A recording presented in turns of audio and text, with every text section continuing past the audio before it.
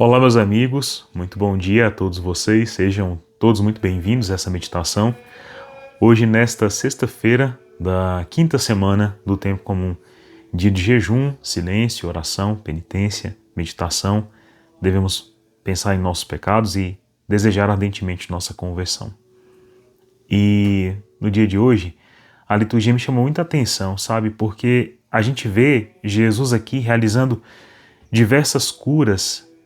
E nisso ele vai manifestando um sentimento, uma constatação de sentido para a vida daquelas pessoas que acorriam até ele.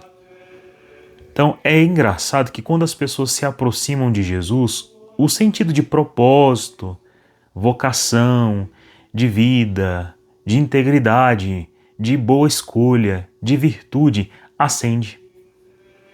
E é bonito ver no pódio, assim, digamos assim, né, da virtude, recebendo a cura, recebendo amor, as pessoas que escolheram serem atraídas por essa verdade, por essa beleza, tão ali encarnada e presente em Cristo nosso Senhor Jesus. E aí a gente passa a olhar para o nosso tempo e a gente vê mais pessoas hoje em dia um tanto amorfas, indefinidas, parece que não sabem o tanto que são amadas, não têm a mínima noção do sentido e propósito de sua vida.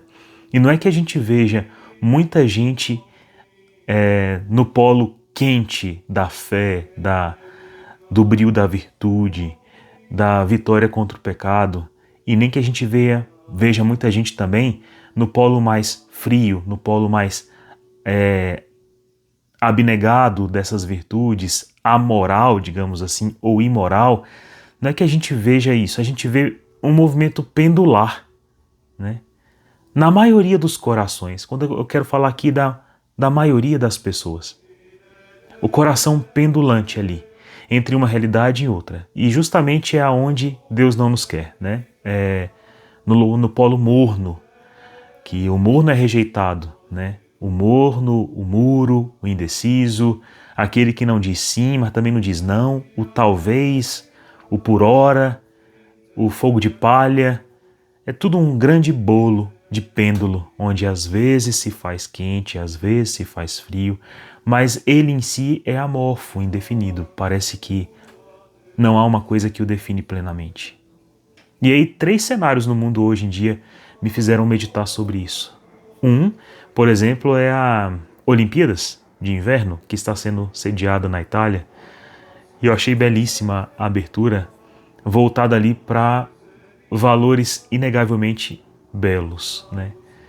Bons. A arte, a virtude, a coragem, a beleza, a religião, a fé.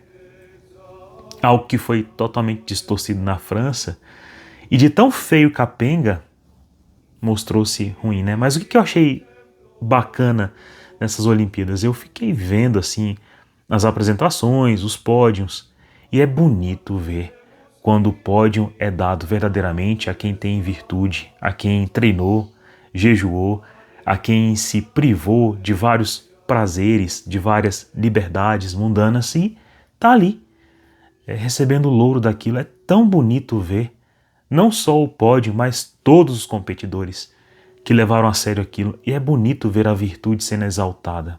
Tá aí uma coisa que, se eu puder recomendar para vocês assistirem, assistam isso, para que a vista um pouco descanse, o coração também passe a ter esperança de que, sim, o homem ainda pende, né, para a verdade, para a virtude, para a beleza.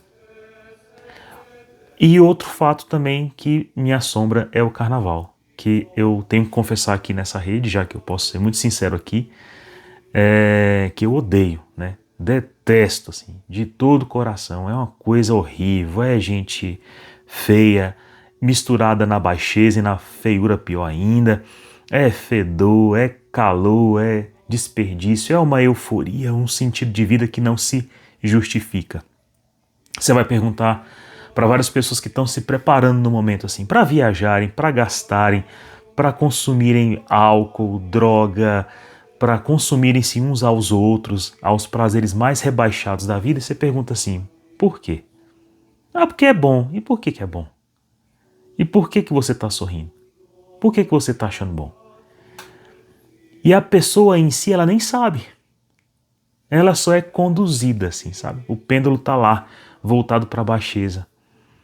Mas no fundo, aquelas pessoas também imediatamente vão perceber o vazio de si e o vazio do próximo e o vazio de todo o contexto. E o sentimento de ressaca já é previsível. Ressaca moral, ressaca física, ressaca mental, no corpo, né? O adoecimento, o padecimento, a baixeza é completa. Não é só moral, é completa. E tem gente que começa a blindar já a vontade agora, chamando isso de liberdade, coragem, embatividade, rebeldia, né? Novidade, ânimo, alegria, beleza. Como é bom ver um coração alegre assim. Não é um coração alegre, é um coração doido, desvairado, faminto por nada, sedento de nada, levado, conduzido, frouxo, débil, vazio. E a experiência de quarta-feira de cinza já deveria ser de um arrependimento de nossos despropósitos, vícios e baixezas.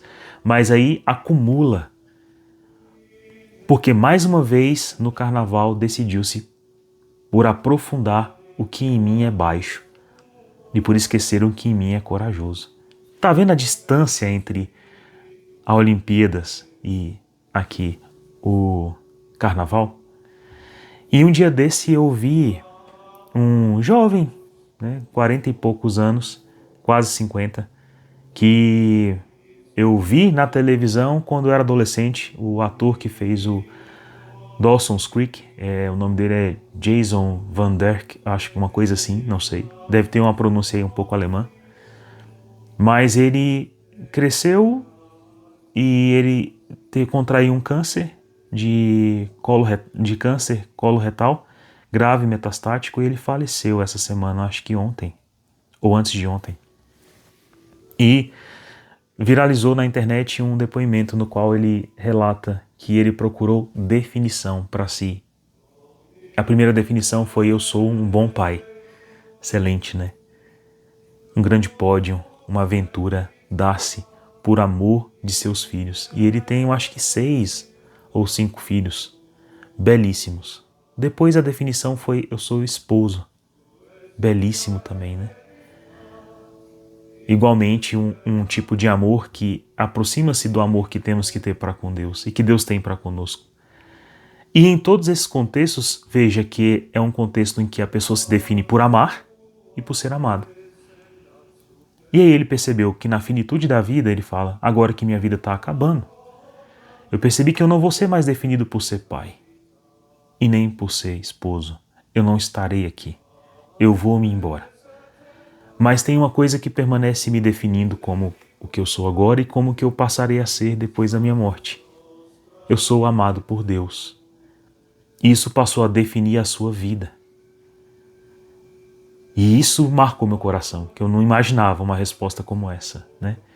E ele falou: se eu sou digno do amor de Deus porque existo, porque eu estou aqui e Ele está me mantendo na existência, mantendo-me no tempo, então eu também mereço me amar, me defino por me amar. Se Deus me ama, quem serei eu para não amar-me também? Isso mudou muito. Eu acho que o que define a nossa vida, a nossa conduta, escolha, no dia de hoje, no dia de amanhã, no dia de sempre, será o que te define. As pessoas que hoje foram curadas por Jesus são definidas em Jesus. Elas chegavam cegas, surdas, mudas, mancas, e Jesus curava todos. E no versículo 37 se diz: muito impressionados, os homens diziam: ele tem feito bem todas as coisas. Aos surdos faz ouvir e aos mudos falar. Então, veja, é Jesus quem tem que definir o que falamos, as razões de nossa alegria, as razões de nossa tristeza, o porquê choramos e porquê sorrimos, o porquê trabalhamos e o porquê do pódio que nos é dado em nossa vida. Hoje o palanque, o pódio, é dado para tanta coisa abjeta: tiranos, ditadores, maus políticos, corruptos. Ontem, por exemplo, eu li a carta que o STF falou com relação ao ministro Toffoli, de que eles estavam apoiando, mesmo ele tendo sido citado tão grandemente entre uns dos grandes corruptores e sendo eles mesmos partícipes de tal tramóia. E eu fico pensando, que carta mais cara de pau. E ela é evidenciada e por muitos aplaudida. E eu fico pensando, o mundo hoje aplaude o que é muito incorreto e muito incoerente. Mas eu quero o aplauso deste mundo ou eu quero a comunhão com Cristo? Se eu quero a comunhão com Cristo, eu devo ser definido nele. Ele deve me permitir ver e ouvir o que ele diz e o que ele deseja de mim. Deus abençoe você. Santo final de semana. Tchau.